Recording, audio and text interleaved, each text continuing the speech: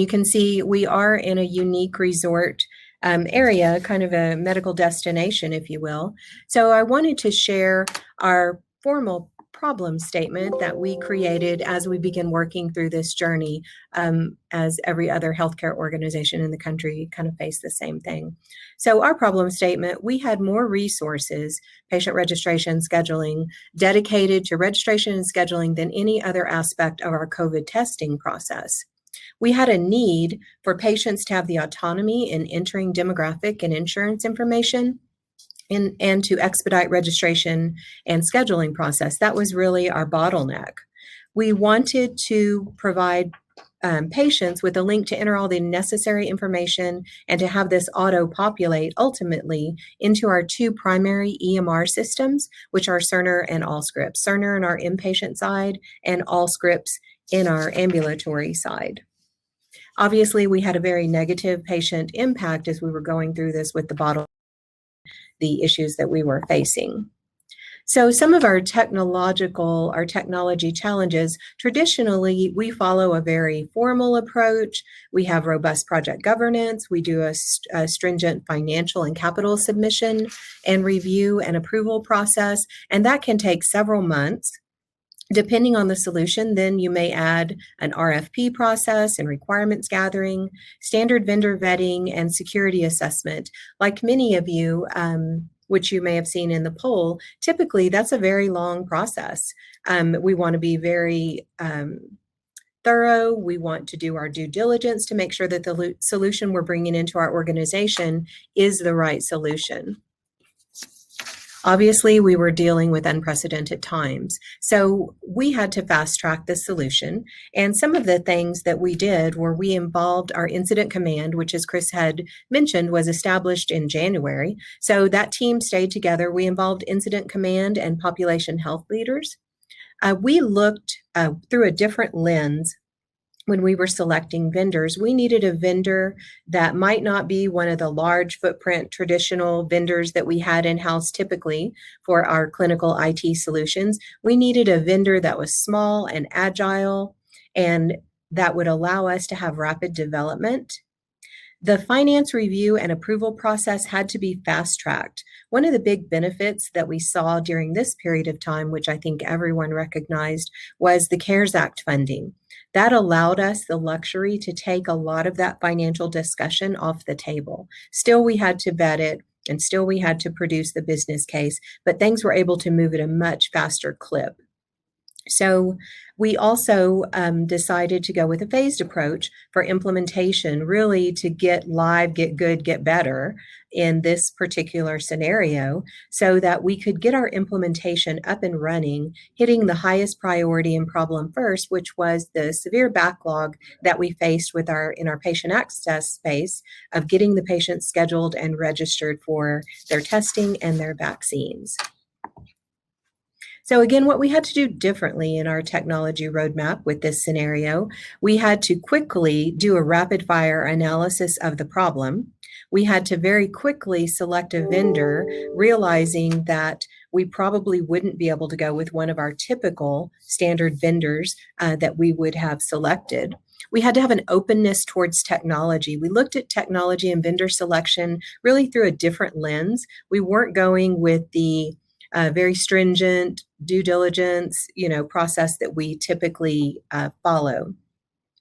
We had to partner with leadership and physician groups and community partners. And really, we focused on not letting perfect be the enemy of good. We knew that the solution we brought to market would not be the final product, but we had to get some relief for the staffing issues that we were facing. And we also had to accept that the product would still require some development, quite a bit of development, actually. And then finally, we partnered with our IT community, and Julie will mention this in our success factors later.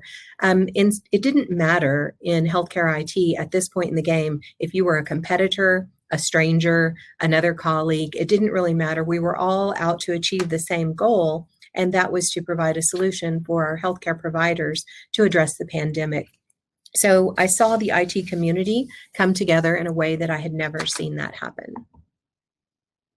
So I wanted to share some information on our pre and post solution implementation from a testing and a vaccination perspective.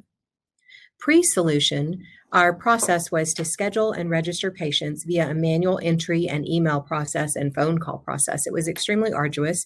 We had tons of people in there. We were hiring staff like crazy, trying to just get and accommodate the volume of patients that were requesting tests initially.